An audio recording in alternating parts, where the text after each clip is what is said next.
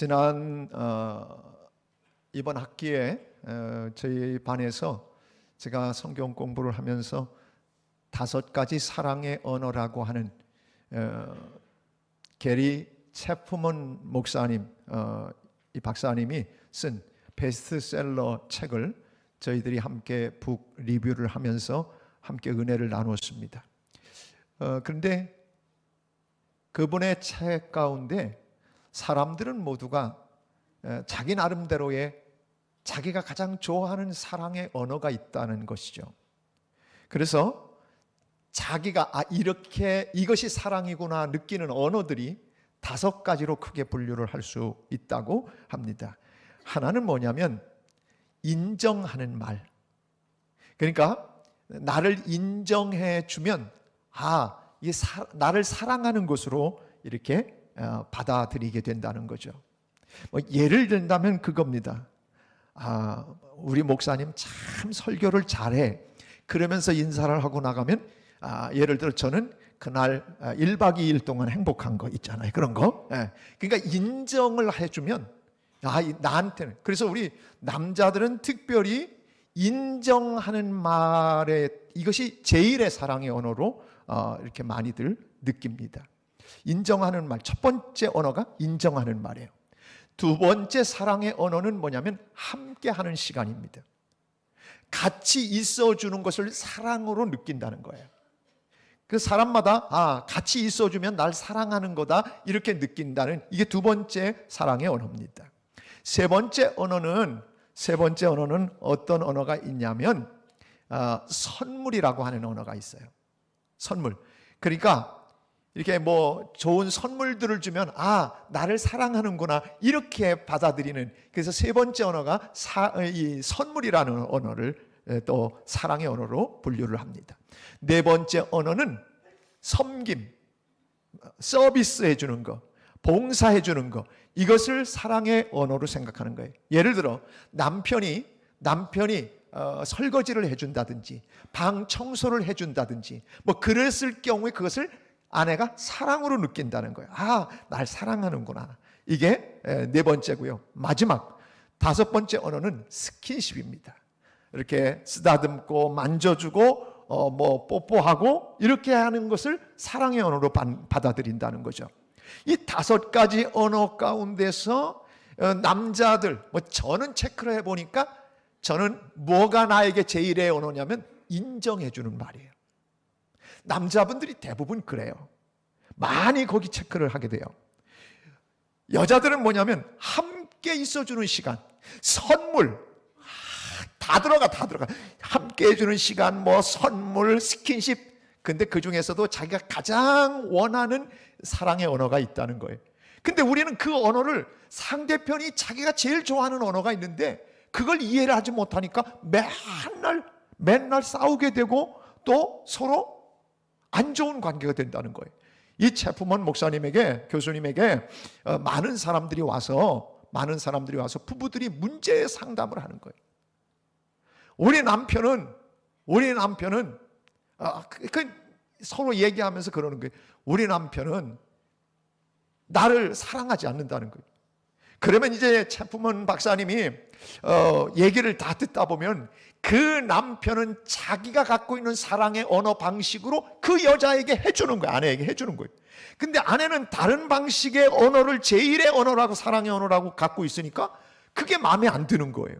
그래서 생겨나는 갈등이 바로 부부의 문제가 되는 경우들이 많아서 그거를 이렇게 얘기해 주니까 저 사람에게는 이게 제일의 사랑의 언어구나, 이 사람한테는 이게 제일의 사랑의 언어구나, 이걸 알게 됨으로 인해서 서로 관계가 회복되어지는 일들을 수없이 경험하게 된 그 이야기들이 5가지 사랑의 언어라는 책에 나와 있습니다. 남자들은요, 저도 그렇지만 대부분 직장, 사업, 이게 삶의 전부입니다. 거의 전부입니다. 가정이라고 하는 것 외에는 이 삶의 터전에서 살아내야 되고, 여기서 내가 버텨내야 되는 것, 그리고 여기서 이루어내야 내 가족들을 부양할 수 있다는 책임감이 남편들에게 있습니다. 근데 여자들은 어떻게 생각하냐면 이렇게 생각하는 거 있죠. 저녁에 파김치가 돼서 들어옵니다. 그러면 당신은 왜 이렇게 맨날 늦게 다녀? 이렇게 얘기합니다. 그러면서 아니 그놈의 회사는 쥐꼬리만한 봉급 주면서 맨날 야근시켜? 이렇게 얘기합니다. 여러분, 남자들이 나가서 직장 생활하고 사업하면서 거기서 버텨내고 되게 하기 위해서 얼마나 자존심 상할 때 많고 정말 누구 앞에서 굽실대야 되고 진짜 그런 속상한 일들을 얼마나 많이 경험합니까? 물론 여자들도 마찬가지죠. 그러나 남자들의 세계는 제가 남자니까 아는데 남자들은 그게 전부예요. 거의 가족을 부양하는 책임이 나에게 있기 때문에 이 일에 대해서 내가 감당해야 된다는 것. 그래서 온 힘을 다해서 버텨내고 살아내는 거예요. 그러면 여자들이 들어왔을 때 여보 오늘도 좀 늦었구나. 아이고 얼마나 수고했어. 당신이 이렇게 수고하는 것 때문에 우리 가족들이 이렇게 늘 평안해서 내가 늘 미안하게 생각해. 그러면 하루의 피로가 다 떠나가는 거예요. 그렇게 안 하는 사람들이 대부분이라는 거죠.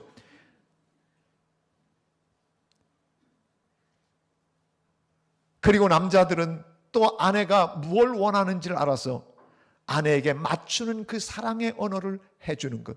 그렇게 되면 부부관계가 얼마나 좋아질까.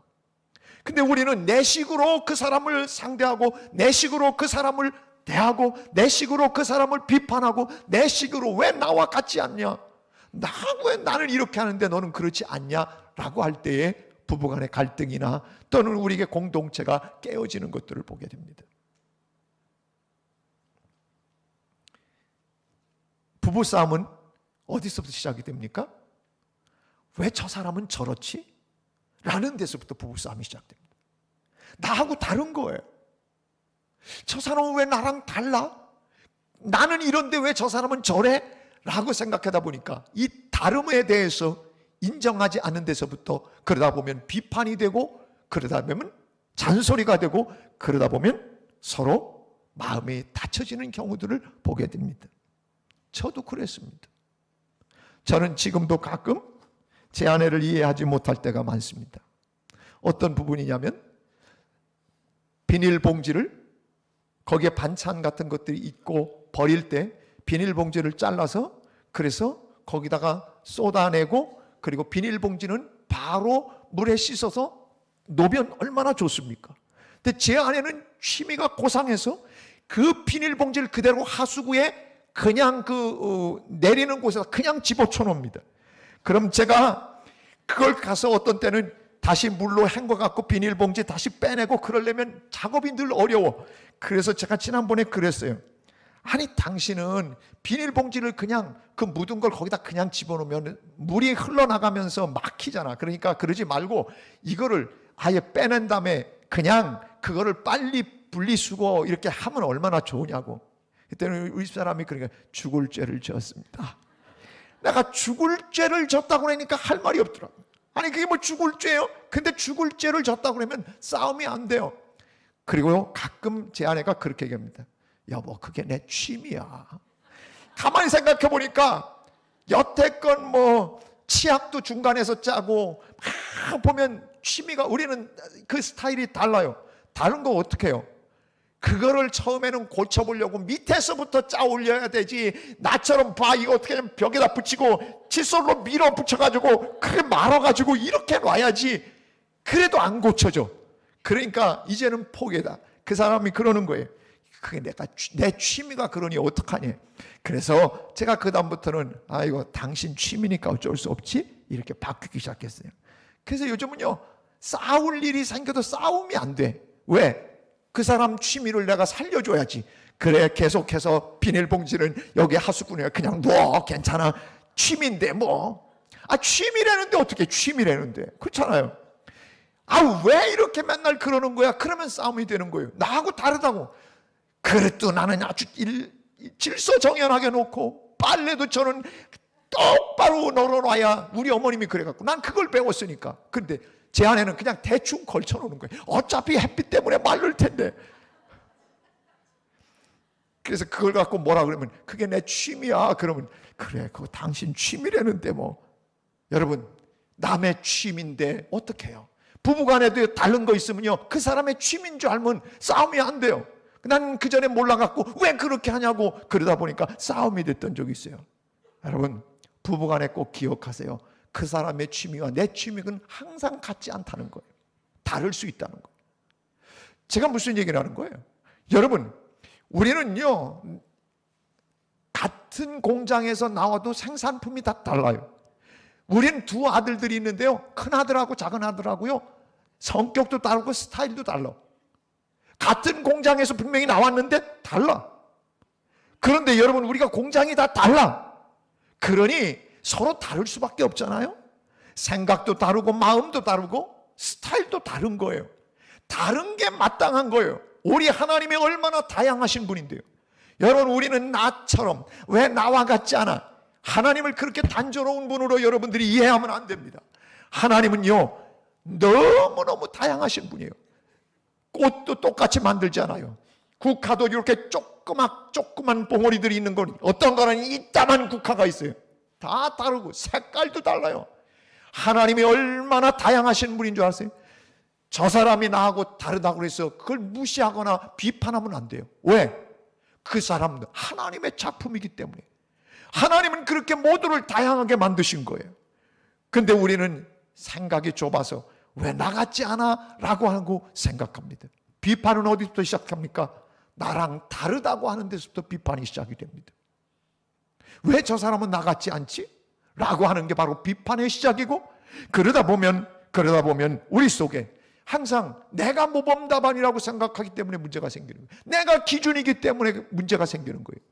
저 사람도 저 사람 나름대로 기준이 있고 저 사람도 나름대로의 판단력이 있다고 생각하면 우리가 부딪힐 일이 없는데, 그런데 우리는 내가 항상 모범답안, 항상 내가 기준이라고 판단하기 때문에 거기에 항상 우리는 갈등과 염려와 또는 그런 분쟁들이 일어나게 되는 것을 봅니다.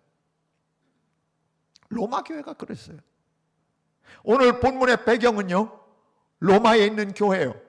로마의 교인들 가운데는요, 이방인 가운데 예수 믿은 사람도 있고요, 특별히 종로로 타던 사람들이 하인이었던 사람이 예수 믿은 사람들 참 많았어요. 노예였던 사람들이.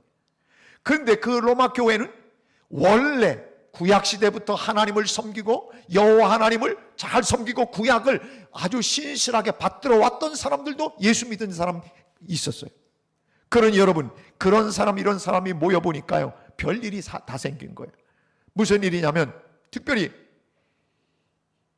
레위기 11장에 보면 이 유대적인 옛날부터 구약시대 하나님을 말씀으로 섬겼던 유대적 관점을 가지고 있는 교인들은 어떤 생각을 갖고 있냐면, 레위기 11장을 보면 생물 중에서 먹을 수 있는 것, 못 먹는 것이 구분되어 있어요. 하나님이 딱 구분을 해주셨어요. 예를 들면 뭐 많은데 그 중에 대표적인 얘기를 든다면 그거예요. 굽이 갈라지고 되새김질 하는 것은 너희가 먹어라. 굽이 갈라지고 되새김질 하는 건 먹으라. 그런데 굽이 갈라졌어도 되새김질 하지 못하는 건 먹지 마라. 부정하다. 그 예를 들면 그거예요. 소는 되새김질을 해요. 그러니까 소고기는 먹어도 돼요. 돼지는 되새김질 안 해요. 그래서 돼지고기를 유대인들은 먹지 않았어요. 그렇게 구분된 것들이 너무 많아요. 성경에 보면 레위기 11장을 여러분이 보면 그런 부분들에 대해서 명확하게 하나님이 다 해놨어요. 특별히 땅에 기는 짐승들 가운데도 배로 밀고 다니는 건 먹지 마라. 뱀 먹으면 안 되는 거예요. 또 물고기 가운데도 지느러미 없고 비늘이 없는 걸 먹지 마라. 장어 이거 먹으면 안 된다는 거예요. 근데 우리는 그걸 고소하고 되게 맛있다고 비싸게 주고 먹어요. 콜레스테롤이 많은 거, 그래서 하나님이 먹지 말라고 했는데 우린 그 집이 그걸 먹는다고요. 레위기 배경에 의해서 사람들은, 그렇게 신앙생활했던 유대적 그리스도인들은, 유대파 그리스도인들은 그런 거에서 철저했기 때문에 이거 먹지 말아야지 라고 하는 생각을 옛날부터 하고 자라온 거예요. 특별히 로마 그 분위기는, 여러분 로마는 옛날부터 신들이 많았잖아요. 그래서 신전에 제사를 드릴 때마다 이 육고기, 고기를 제물로 바치는 일들이 많이 있었던 거예요. 대부분 시중에 유통되는 고기들이 거길 들렸다가 나온 것으로 알면 될 정도로 너무나 많은 것들이 다 제물로 신전에 바쳐졌던 거예요. 그러니까 여러분 보세요. 믿음이 약한 사람은 이렇게 생각하는 거예요. 그거 우상 신전에 바쳤던 건데 그거 먹으면 안 되는데, 이런 마음이 드는 거예요. 근데 믿음이 센 사람들은 어떻게 생각하냐면, 그리고 이방 사람들은 어떻게 생각하냐면, 그까짓 건 뭐 고기 뭐 하나님이 다 먹으라고 주신 거지 뭐, 괜찮아, 그냥 냅다 먹었어요. 마음대로 먹는 사람이 이렇게 생각했어요. 저 사람들은 믿음이 약해가지고 뭘 이렇게 가리고 먹나. 고기를 그냥 생각하지 않고, 또 이 사람들은, 고기 먹는 사람들 이렇게 생각했어요. 우상에 바쳐도 뭐 우상이 그까짓 거 우상이야? 우상은 아무것도 아니잖아. 그건 별 볼일 없는 우상 아니야. 고기는 먹어도 돼. 그까짓 거 내가 뭘 따지고 먹어. 그리고 먹는 사람도 있단 말이죠. 그러니까 그 중에서는 믿음이 센 사람, 그까짓 고기 아무것도 아니야, 우상에게 바친 거 아무것도 아니지, 그까짓 거 뭐 주신 대로 먹는 거지 뭐, 이런 사람들이 믿음이 센 사람들이에요. 근데 믿음이 약한 사람들, 이거 먹어야 되나 안 먹어야 되나 염려가 되니까 아예 고기 종류는 안 먹는 채소파 사람들이 나타난 거예요. 괜히 걸리는 것보다는 안 먹는 게 나아. 그러다 보니까 채소파, 고기파, 채소파 두 파가 로마 교회 내에 있었다는 것입니다. 사랑하는 여러분, 어느 게 옳은 건가요? 고기파가 옳은 거예요? 채소파가 옳은 거예요?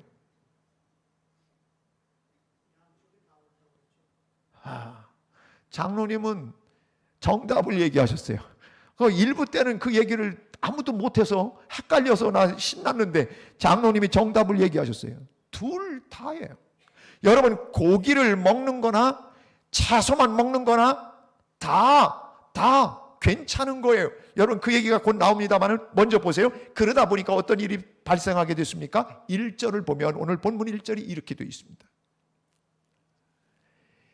고기를 먹는 사람들이 고기 안 먹는 사람들을 향해서 믿음이 연약한 자를 너희가 받되 그의 의견을 비판하지 말라. 믿음이 연약한 자들, 다시 말해서 고기도 못 먹고 막 걸릴까봐 채소만 먹는 사람들, 그 믿음이 연약한 자를 너희들이 그들을 리시브하라는 거, 받아줘야 된다는 거예요. 왜? 그리고 그의 의견을, 그들의 그 마음을 비판해서는 안 된다는 거예요. 너희랑 다르고 너희랑 성격도 다르고 스타일도 다르다고 해서 비판해서는 안 된다는 거예요. 비판해서는 안 된다는 거예요. 그 다음에 2절도 보세요. 2절.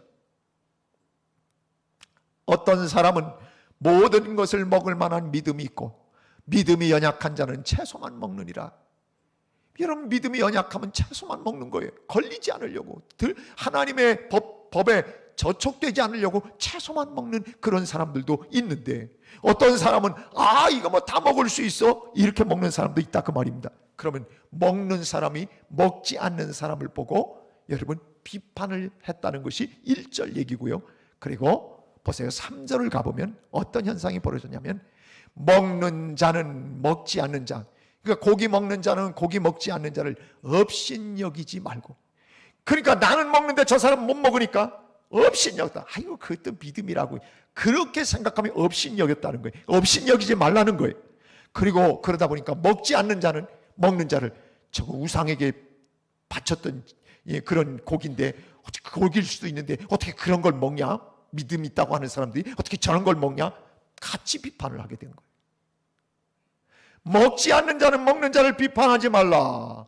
여기 오늘 비판해서는 안 된다고 하는 것을 분명하게 얘기해 주고 있습니다.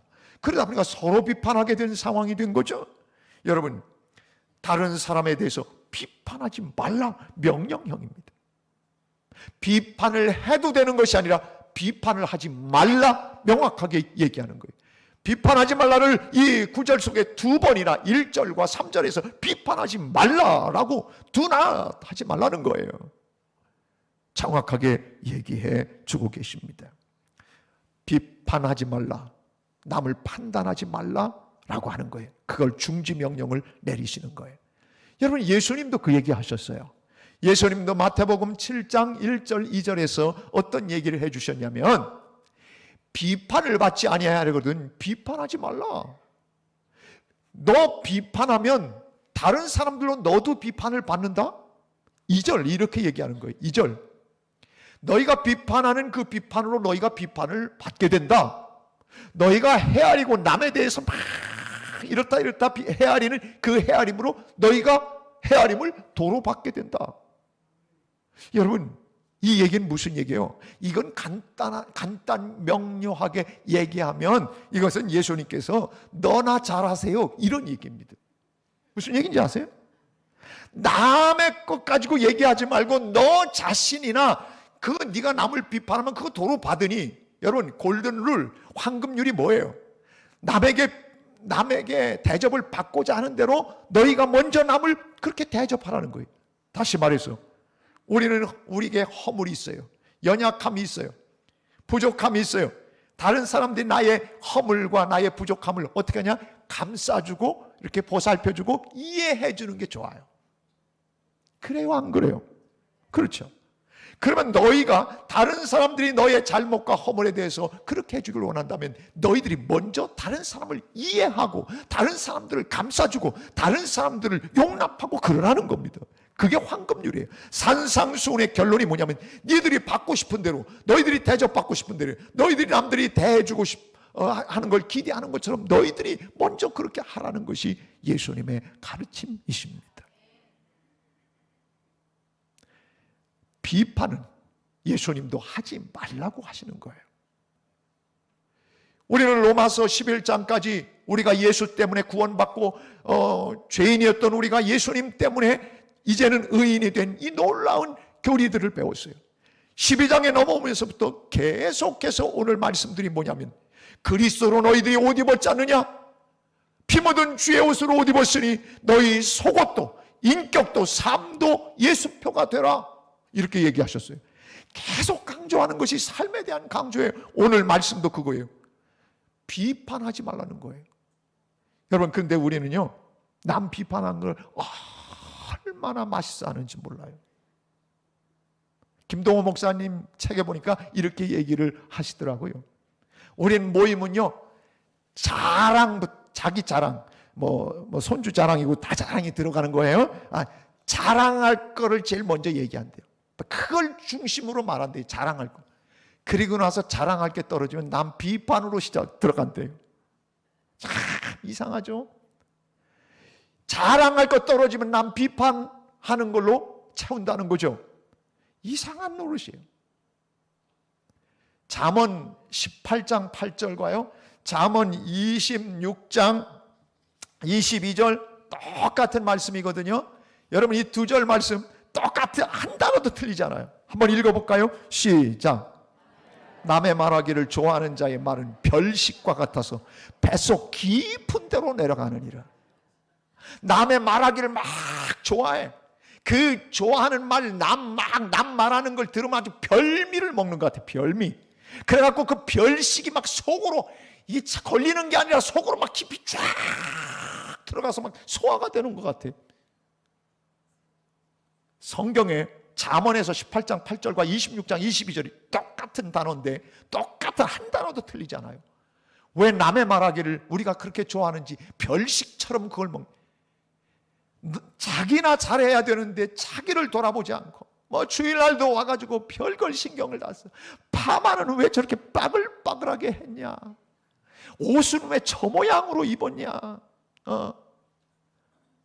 아니 여러분 주일날 와서 은혜 받자고 왔는데 엉뚱한 거에 대한 관심을 갖고 그렇게 우리가 살아서는 안 된다는 거예요. 나하고 다 달라요. 그 사람은 그 사람 스타일이 있어요. 그 사람의 생각이 있고 그러니까 다른 사람은 내버려 두고 내 자신 스스로가 하나님 앞에 걸릴 것이 없는가? 나는 부족함이 하나님께 부족함은 없는가? 늘 자기를 돌아보는 그런 모습들을 우리는 간직해야 제대로 되는 그리스도인이라 그 말입니다. 그러면 오늘 보세요. 우리 주님께서 고기 파나 채소 파나 아까 정답이 다 나왔지만 고기 파나 채소 파나 어느 파의 손을 들어주셨냐? 정확하게 한번 봅니다. 3절을 한번 보겠습니다. 3절 끝부분입니다. 먹는 자는 먹지 않는 자를 업기신 여기지 말고 먹지 않는 자는 먹는 자를 비판하지 말라. 서로 비판하면 안 된다. 그 다음에 이는 왜 그러느냐? 비판하지 말아야 될 이유는 뭐냐면 하나님이 그를 받으셨습니다. 채소 파 사람도 하나님이 받은 거고 고기를 먹는 사람도 하나님이 받은 거예요. 다 하나님이 받으셨으니까 상대편 다 하나님이 받았는데 너희들이 하나님이 안 받아주시는 것처럼 그렇게 비판해서는 안 된다고 하는 이야기입니다. 결국 하나님의 말씀은, 오늘 말씀은 뭐예요? 정확하게 말씀하고 있죠. 고기파도 손들어 주시고 채소파도 손들어 주셨어요. 이렇게 제스처를 했는데 여러분 아멘을 안 하시네요. 고기파도 손들어 주시고 채소파도 손들어 주셨어요. 양쪽을 다 편들어 주셨다는 거예요. 잊지 마세요, 여러분. 왜 하나님은 나만 편들어 주신다 생각합니까? 아니에요. 하나님은 안 믿는 사람과 믿는 사람은 하나님이 믿는 사람 편이지만 같이 믿는 사람들 가운데서는 그 사람도 하나님이 편들어주고 나도 하나님이 편들어주는 사람이라는 거예요. 다 하나님이 받으셨다 말씀하는 거예요. 그래서 우리는 살아가면서 하나님은 양편 모두를 손들어 주시는 분이라고 하는 걸 생각하고 살면, 그러면 우리는 다른 사람을 비판할 수 없는 거예요. 오늘 말씀은 한마디로 줄여 얘기하면 본질적이지 않은 거, 뭐 죽느냐 사느냐 문제 아니면 참 별거 아닌 거는 관용하고 좀 넘어가라는 얘기예요. 마귀가요, 마귀가 하늘에서 이렇게 마귀가 쓰는 그 안경이 있었는데 그 안경을 딱 쓰면, 마귀가 딱 그 안경을 쓰면 허물 또 결점, 단점들이 눈에 다 들어오는 그런 안경을 마귀가 쓰고 있었대요. 근데 하늘에서 그 마귀가 그 안경을 쓰고 사람들을 다 잘못한 걸 다 끄집어내고 다 조사하고 늘 그랬는데 어느 날 그 안경을 떨어뜨리고 말았대요. 그 안경이 이 땅에 떨어져 가지고 파편이 튀면서 사람들 눈으로 들어갔대요. 그래서 그 다음부터 그 눈에 들어가 가지고 그 안경에 그 작은 것들이 들어가 가지고 그거 들어간 사람들은 다 남들 허물과 약점과 단점과 그런 것들을 얼마나 잘 발견하고 파악하는지 모른대요. 마귀 안경 벗으세요? 주님의 안경은 어떤 안경인 줄 아세요? 주님의 안경은 그저 모두의 죄를 그냥 다 받아주신 거예요. 그러니까 그 안경을 쓰고 있으면, 예수님의 안경을 쓰고 있으면 모두가 다 예뻐 보이는 거예요. 예수님의 안경을 쓰면 어떻다고요? 모두가 다 예뻐 보이는 거예요. 예수님의 안경을 써보세요. 그러면 다 이뻐져요. 모두가 다 이쁘게 생각이 돼요. 내 생각이 옳다라고 생각하는 것, 그리고 항상 내가 옳다고 여기는 것은 교만입니다. 여러분, 성경은 언제 너를 판단자로 세웠느냐? 주님은 그렇게 얘기하십니다. 주님은 우리에게 판단자로 세운 게 아닙니다. 그저 우리는 판단하실 분은 하나님이시고, 우리는 언제나 다른 사람들의 연약함과 부족함, 나와 맞지 않는 걸 보더라도 늘 나하고 같지 않은 것에 대해 감사해야 돼요. 왜? 그건 하나님의 작품이기 때문에.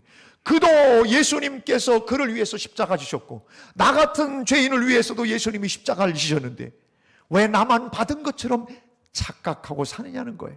오늘 그 얘기가 그 다음 말씀에 나옵니다. 뭐라고 합니까?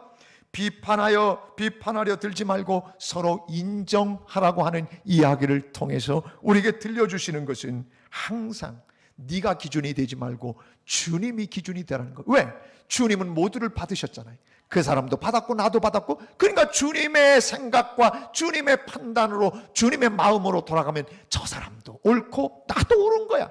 옳다고 하는 것보다는 저 사람도 하나님이 받아주고 나도 하나님이 받아준 거예요.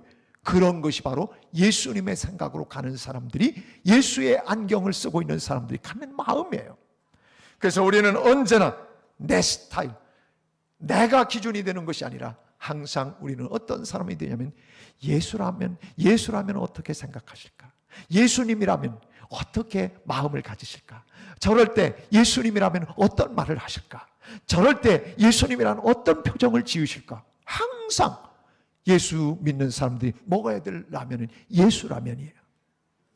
예수라면이라고요. 신라면 아무리 국가대표가 먹는 거라고 그래도 여러분, 제일 좋은 라면은 예수 믿는 사람들은 예수라면 어떻게 할까? 예수라면 어떻게 생각하실까? 항상 예수라면을 먹어야 된다고 하는 것이에요. 오늘 본문의 마지막 부분은 여러분 14장 4절에 나옵니다. 오늘 이렇게 시작이 됩니다. 남의 하인을 비판하는 너는 누구냐? 남의 하인을 비판하는 너 누구냐? 너희들이 지금 비판하는데, 서로를 비판하는데, 야, 그 사람도 내 하인이야. 근데 왜 네가 뭐라 그래? 네가 주인이냐?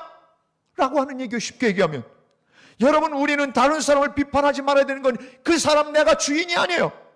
하나님이 주인이에요. 그렇기 때문에 남의 하인을 비판해서는 안 돼요. 근데 우리는 남의 하인을 내 하인처럼 생각하고 비판해요. 정죄해요. 헤아려요. 아니에요. 그렇게 할 수 없다는 거예요. 예수님께서 누가복음 18장에서 이런 얘기를 해 주셨어요. 바리새인과 세리의 기도를 이야기해 주셨죠. 여러분, 바리새인은 이렇게 기도했어요. 시장 어귀에서 18장 11절 방송실 누가복음 18장 11절은 바리새인은 서서 따로 기도했다는 거예요. 바리새인들은요, 기도하면서 다른 사람들과 어울려 기도한 게 아니라 시장 어귀에서 남들이 지나다니는 데서 거룩하게 기도하는 걸 보이도록 서서 따로 기도했다는 거예요. 따로. 그리고 어떻게 기도했나 보세요. 하나님이여, 나는 다른 사람들, 곧 토색, 남의 거 등쳐먹는 거, 불의, 간음하는 자들과 같지 아니하고, 특별히 이 세리, 이런 인간들하고 같지 아니함을 감사합니다 라고 기도했다는 거예요.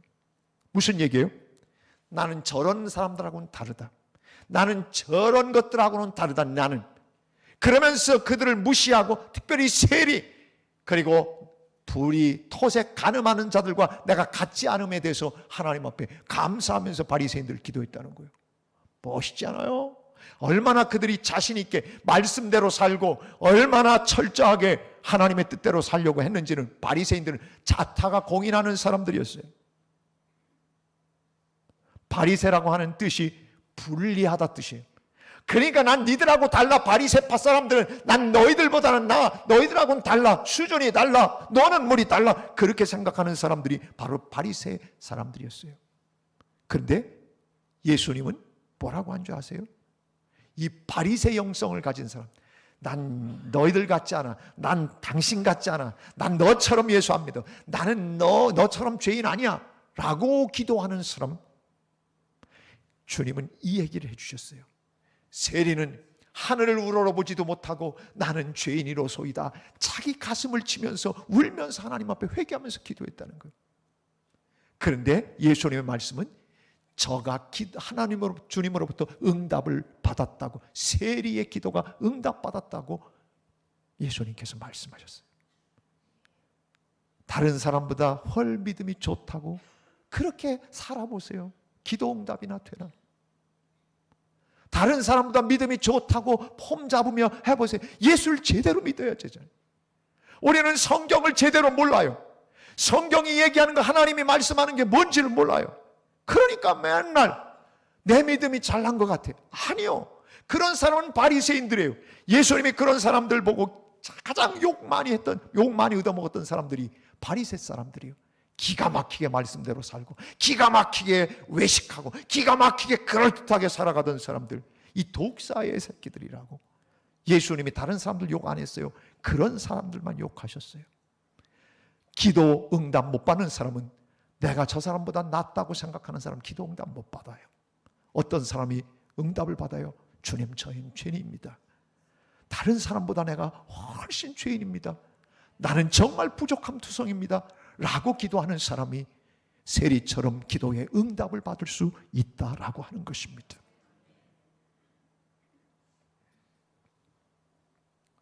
교회는 항상 채소파들이 있어요. 믿음이 연약한 자들이 있어요.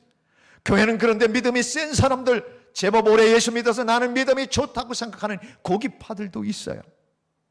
고기파들은 절대 믿음이 약한 사람들을 업신여기거나 비판해서는 안 된다고 하는 거예요. 그리고 채소를 먹는 사람들도 고기파, 믿음 좋은 사람들 그렇다고 해서 같이 비판해서는 안 된다는 거예요.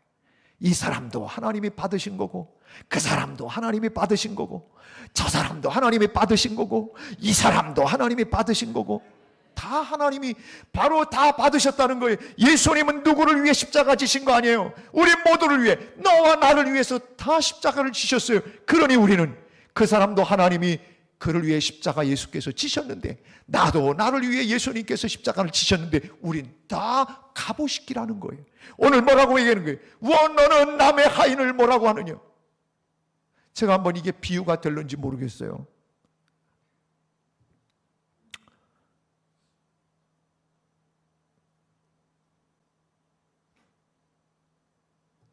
천주교회 신부님이 우리 교인들을 나와서 야단친다면 내가 기분이 좋을 것 같아요? 안 좋을 것 같아요? 기분이 좋아요? 안 좋아요? 그러면 천주교인들이요 가끔 무식하게 이 앞에다가 주차를 해놓고, 그리고 교인들이 차 막아놨다고 예배 시간인데 막 올라와서 차 빼라고 해야 된다고 올라오려는 여자가 있었대요. 헐! 참.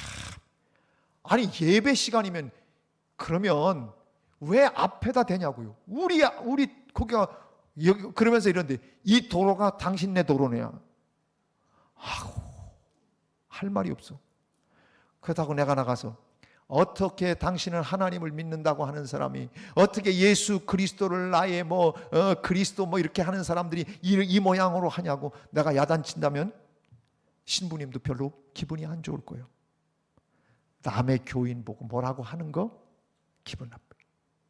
그래서 요즘은요 남의 자식이라 야단 함부로 쳤다가 벌 줬다가 선생님들이 순환을 당하는 시대예요. 왜 내 새끼 건드려? 여러분 옛날에는 어땠어요? 선생님께 드립니다. 알아서 좀 만들어 주십시오. 그러니까 옛날에는 그럴싸하게 선생님들이 만들어 주기도 했는데 요즘은 야단치고 그러면 당장 학교로 전화해서 어디다 대고 하냐고 막 그러면 돼. 그리고 막 교육청에다 일러 바친대. 무서워. 제가 하는 얘기는 그거예요. 남의 자녀들 내가 함부로 야단 못 쳐요. 남의 종, 남이 부리는 사람 내가 그 사람 보고 뭐라고 하면 안 돼요. 그렇잖아요. 그건 싫은 거예요. 오늘 얘기가 뭐예요? 남의 하인을 네가 왜 야단치고 왜 비판하냐는 거예요. 그 사람, 내가 내 마음대로 들지 않는 사람, 나하고 스타일이 다른 사람, 생각이 다른 사람, 그 사람도 하나님의 하인이라는 거예요. 너도 하나님의 하인이고 그 사람도 하나님의 하인이요.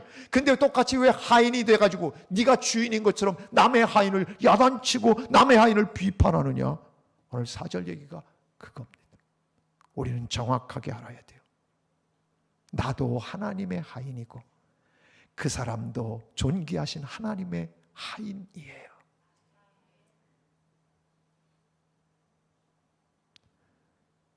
주인인 양 착각하지 마세요. 그 사람에 대해서 무슨 자격으로 왜 남의 하인, 왜 하나님의 아들, 딸을 여러분의 아들, 딸처럼 비판하려고 해요? 그건 안 된다는 거예요. 하나님의 하인, 믿음이 연약한 사람도 하나님의 하인이고 믿음 좋다고 하는 너도 하나님의 하인이니 비판하지 말고 보듬고 감싸줘야 된다는 거예요. 왜? 4절에 보니까 그를 세우는 게 누구냐? 넘어지는 것이니 그 다 서 있는 것이나 넘어지는 것이 다 그 주인이 그 하인을 부리는 거다. 그가 세움도 하나님이 주인이 세우는 거다. 그 권능이 하나님께 있는데 왜 네가 그 사람에 대해서 서 있냐, 앉아 있냐, 들어놓냐, 왈가왈부할 이유가 뭐 있냐는 거예요. 하나님이 다 알아서 하니까 그 사람에 대해서는 냅두라는 거예요. 따라서 하세요. 냅둬요. 간섭하려고 하지 마세요. 하나님은 여러분을 재판관으로 세우지 않았어요. 나도 죄인, 그도 죄인이고요. 나도 하인, 그 사람도 하인이에요. 뭐가 잘나서 그렇게 남을 비판하고 막 하려고 그래요.